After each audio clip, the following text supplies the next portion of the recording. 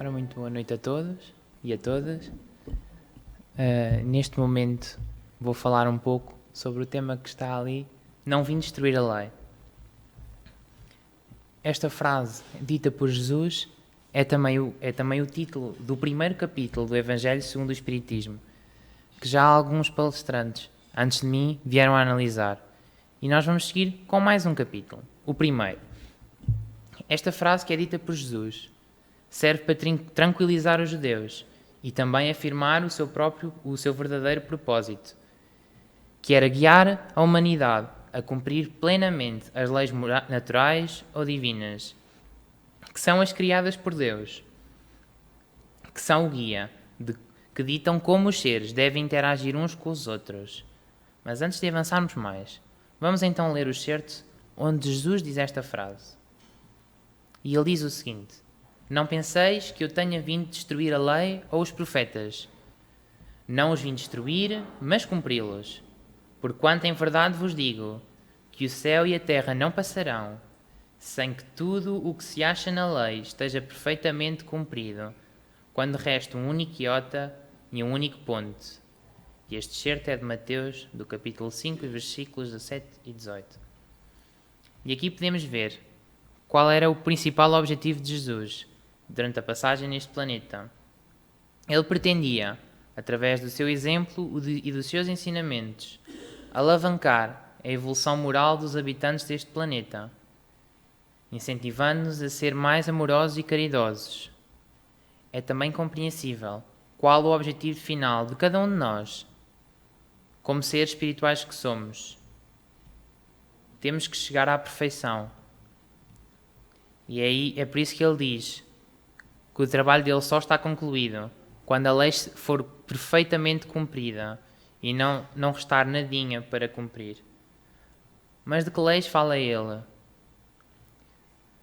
No livro dos Espíritos são retratadas estas 10 leis, e são elas a lei da adoração, a lei do trabalho, a lei da reprodução, a lei da conservação, a lei da destruição, a lei da sociedade, a lei do progresso, a lei da igualdade, a lei da liberdade e, por fim, a lei de justiça, amor e caridade. De todas as 10 mencionadas, sem dúvida que a mais importante é a última, lei de justiça, amor e caridade, porque, no fundo, acaba por englobar tudo o que as outras dizem. E é mais fácil ao homem, olhando para esta lei, ver o que ele precisa para poder evoluir de forma mais rápida. E esta lei pode ser encapsulada por um excerto da Bíblia, onde Jesus se refere a estas palavras como uma das maiores máximas da lei que ele pretendia transmitir. Amarás o Senhor teu Deus de todo o teu coração e de toda a tua alma e de todo o teu pensamento. Este é o primeiro e grande mandamento. E o segundo, semelhante a este, é: amarás o teu próximo como a ti mesmo. Destes 2 mandamentos dependem toda a lei e os profetas. Enunciadas agora todas as leis, veremos no que consiste exatamente cada uma, de forma mais ou menos ligeira. E começamos então pela lei da adoração. A adoração é o ato de nos ligarmos a Deus, para agradecermos e reconhecermos a grandiosidade do Pai. Na questão 649 dos Espíritos é perguntado o que consiste a adoração. E os Espíritos respondem: é a elevação do pensamento a Deus. Pela adoração, o homem aproxima-se de Deus, a sua alma. Desta resposta, podemos concluir que a principal forma de nos conectarmos a Deus e de o adorarmos é através da prece, que não é mais do que uma conversa entre 2 partes, através do pensamento. Deus consegue ler os nossos pensamentos e os sentimentos que os envolvem, pelo que sempre que fazemos uma prece, ligamos-nos a Deus.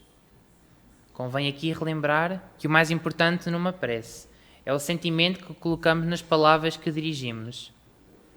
Uma prece é composta essencialmente por 3 elementos distintos: o louvor, ou seja, o reconhecimento da grandiosidade do Pai, que tudo pode, tudo comanda e tudo sabe; o agradecimento de tudo aquilo que nós temos à disposição para nos ajudar a percorrer o caminho E por fim pedir, pois como seres pequeninos, temos muitas falhas e muitos obstáculos para ultrapassar. E necessitamos da ajuda dos bons espíritos para nos ajudar a vencer as dificuldades da vida. Assim, a adoração a Deus deve ocupar pelo menos um pedacinho de todos os dias. E nunca nos devemos esquecer que Deus está sempre connosco, em todos os momentos, nos mais fáceis e nos mais difíceis. Seguimos agora com a lei do trabalho, e é através do trabalho que cada um de nós pode ganhar, de forma independente, meios de nos sustentarmos materialmente, que servem para nós e para aqueles que temos aos nossos cuidados. No entanto, o trabalho também é uma ferramenta que nos permite trabalhar sobre os nossos atributos morais, como a caridade, a paciência e a solidariedade, por exemplo, através do contacto com outras pessoas, sejam elas clientes ou colegas de trabalho.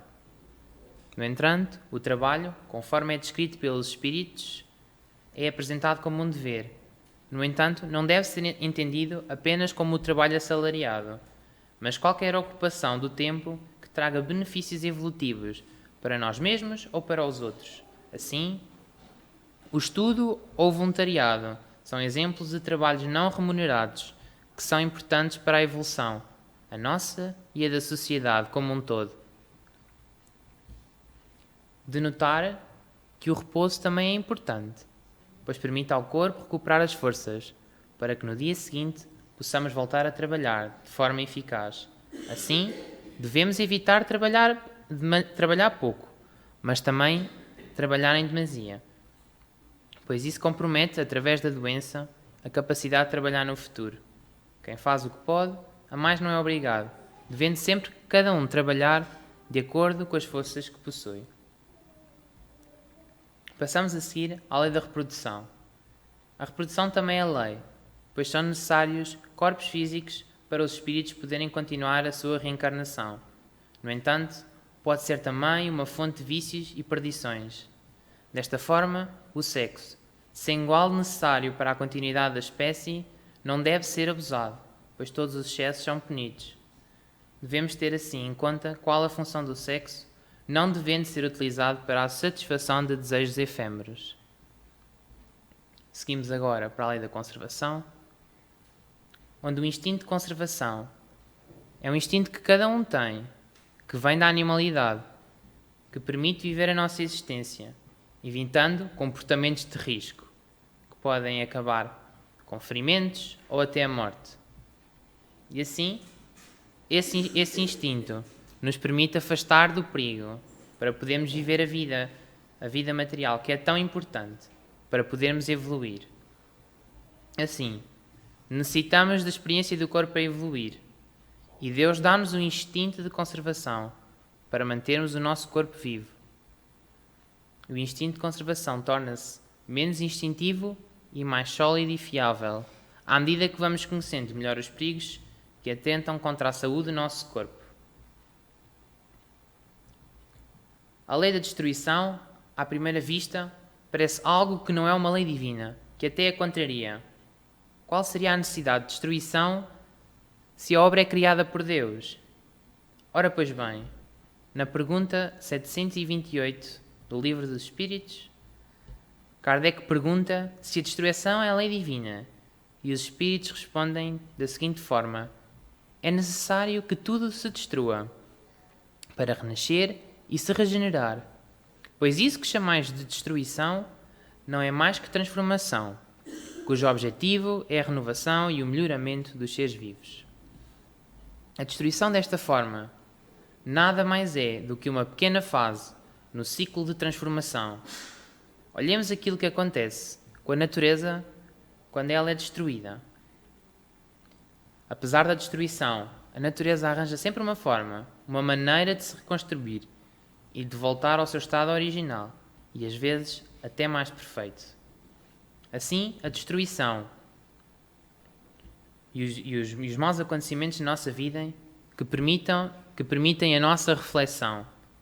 Materialmente, a destruição torna mais fácil a reconstrução, de modo a podermos construir coisas mais avançadas, mais preparadas.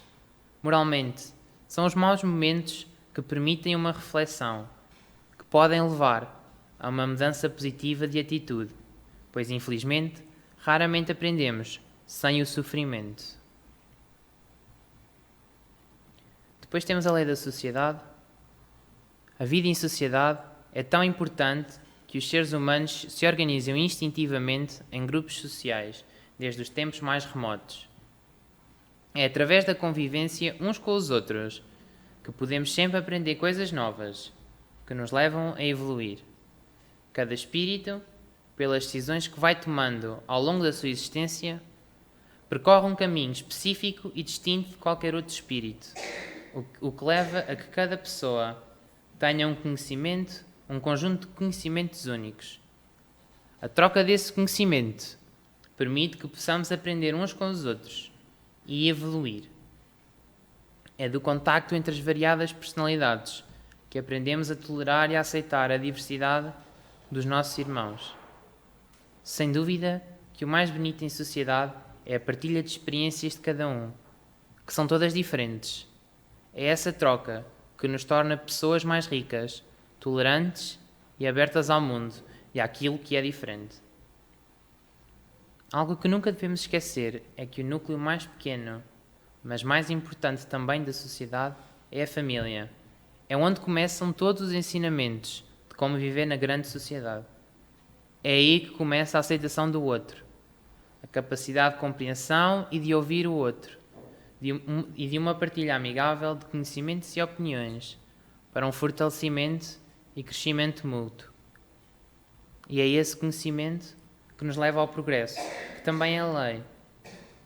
E o progresso é o nosso objetivo primário, a principal razão de estarmos no planeta Terra. Como seres criados simples e ignorantes, temos todos, como vimos no início, de chegar à perfeição. E para tal, temos que evoluir, temos que ir subindo as escadinhas uma de cada vez, tal como a natureza também sempre evolui. Mas pode em algum momento o homem regredir na evolução? É a mesma pergunta que Kardec se coloca na questão 788 e os espíritos respondem o seguinte: não, o homem deve progredir sem cessar e não pode voltar ao estágio da infância. Se ele progride, é que Deus assim o quer. Pensar que ele pode retrogradar para a sua condição primitiva seria negar a lei do progresso. Assim, o progresso que é verdadeiramente adquirido jamais é perdido. Desta forma, aquilo que pode acontecer é que por uma ou duas existências o espírito não evolui. No entanto, tudo aquilo que adquiriu em vidas passadas é uma conquista sua e o acompanha para o resto da eternidade. No entanto, mais tarde ou mais cedo, pela própria lei do progresso, será forçado a evoluir e a seguir a caminhada como todos os outros. E se cada um evolui individualmente, a sociedade, que é composta por múltiplos espíritos, também evolui, de acordo com a evolução que cada um fizer. Podemos assim olhar para o passado, para os últimos 1000 anos, por exemplo, e podemos sim observar que a sociedade já fez algum progresso, onde as suas práticas mais bárbaras vão desaparecendo. E esse é fruto da evolução individual de cada um, que depois arrasta a sociedade como um todo. Temos depois a lei da igualdade. Como vimos anteriormente, os espíritos são criados todos simples e ignorantes, e têm todos o mesmo objetivo, que é chegar à perfeição. Mas para isso, Deus nos dá os recursos e oportunidades iguais para todos, para nós sucedermos. Não poderia ser de outra forma. Já um pai terreno se esforça por tentar a dar as mesmas oportunidades a todos os seus filhos, de modo a não prejudicar nenhum, pelo que podemos ter a certeza que Deus, como Pai de amor e bondade, dá exatamente as mesmas oportunidades a todos de suceder. Mas essa igualdade também está baseada na liberdade, que a liberdade que é dada através do livre-arbítrio, que é uma característica que o espírito adquire quando chega à humanidade. E é esse livre-arbítrio que nos permite fazer decisões livres perante as várias situações da vida. E o livre-arbítrio nos permite escolher aquilo que pretendemos fazer, sabendo também, no entanto, que as nossas escolhas têm consequências conforme aquilo que nós escolhermos. É por isso a facto de termos liberdade que nos responsabiliza por aquilo que praticamos. E por fim, a lei de justiça, amor e caridade, que nos ensina que a justiça consiste no respeito ao próximo e de todos os seus direitos, assim como nós gostaríamos que os outros nos respeitassem a nós e aos nossos direitos. O senso de justiça que cada um tem, que é o fruto do desenvolvimento da consciência, vai melhorando conforme a nossa evolução, pois a verdadeira justiça é aquela que olha para os semelhantes com amor e caridade. É aquela que pune as más ações, é certo, mas dá a oportunidade de recomeçar e de reparar os erros e de explicar a quem erra qual o caminho certo a seguir, para evitar que cometa o mesmo erro novamente. Vistas agora as 10 leis naturais, que Jesus não pretendia destruir, mas, através do seu exemplo, queria ajudar a fazê-las cumprir, vamos olhar o que estava para trás dele, aquilo que ele não pretendia destruir. Antes de Jesus, imperava naquele lugar, no meio dos judeus, a lei mosaica, que tinha duas metades. Tinha a lei civil, criada pelo próprio Moisés, que, para domar o povo, ainda algo primitivo, era dotado de algumas punições severas, que eram apropriadas para os judeus da época. E que essa lei mosaica, ou lei civil, foi evoluindo à medida que os espíritos foram evoluindo.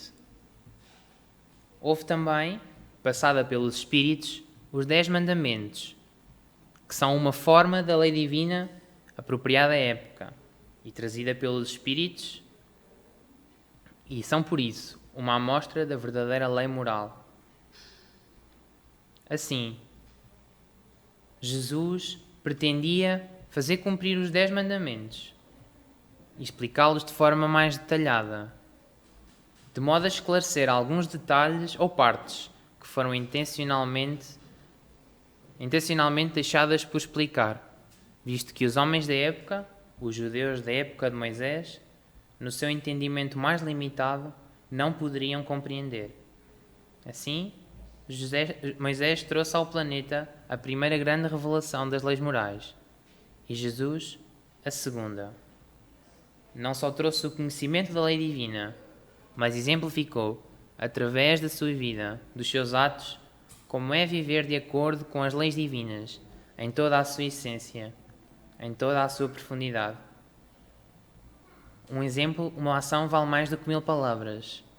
O seu exemplo foi a melhor maneira de ensinar o que na prática significavam as leis morais. E passados 18 séculos de Jesus ter passado pelo nosso planeta, estava finalmente chegada a hora de mais um esclarecimento das leis morais. É desta necessidade que nasce o Espiritismo, nascendo com o objetivo de esclarecer melhor muitos dos detalhes que Jesus não poderia esclarecer, pois o povo da época dele não seria capaz de entender.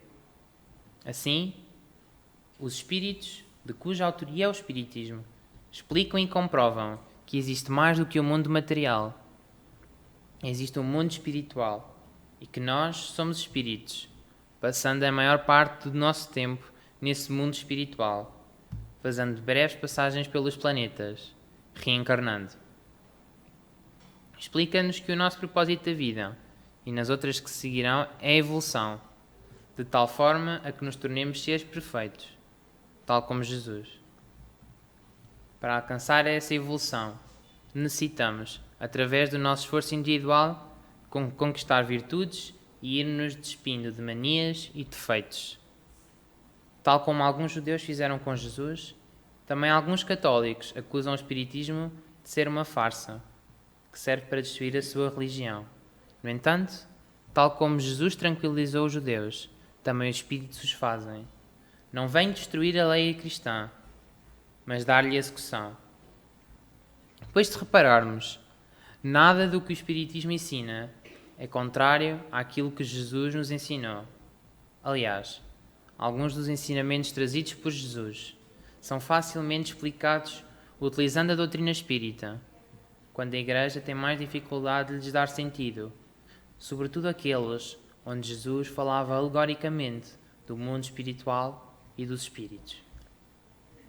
O que distingue o espiritismo das revelações que lhe precederam é, por um lado, o facto de não ser uma doutrina unipessoal, visto que foram os espíritos, um conjunto deles, que trouxeram os ensinamentos e não uma pessoa em específico. E, por outro lado, o facto de a credibilidade das duas primeiras revelações se devem à enorme autoridade dos seres que a trouxeram. No entanto, o espiritismo deve a sua credibilidade à utilização do método científico para a verificação da mensagem trazida pelos espíritos. O método científico é uma forma sistematizada de abordagem para a resolução de problemas e mistérios em ciência. No entanto, por mais sistemática que seja uma abordagem a um problema, a ciência não consegue responder sobre os problemas da moral. Fazendo uma nota, no entanto, apesar de muitas vezes o conhecimento ajuda-nos a tomar uma decisão informada, pelo que é mais fácil tomar uma decisão correta. E é por isso que a religião tem o papel fundamental de divulgar as leis divinas para todos os povos, pois a ciência não consegue, através dos seus métodos, descobrir as leis divinas. Deste modo, tanto a ciência como a religião têm o seu papel na divulgação do conhecimento. A ciência divulga o conhecimento sobre a matéria, enquanto a religião ensina sobre os deveres e leis morais.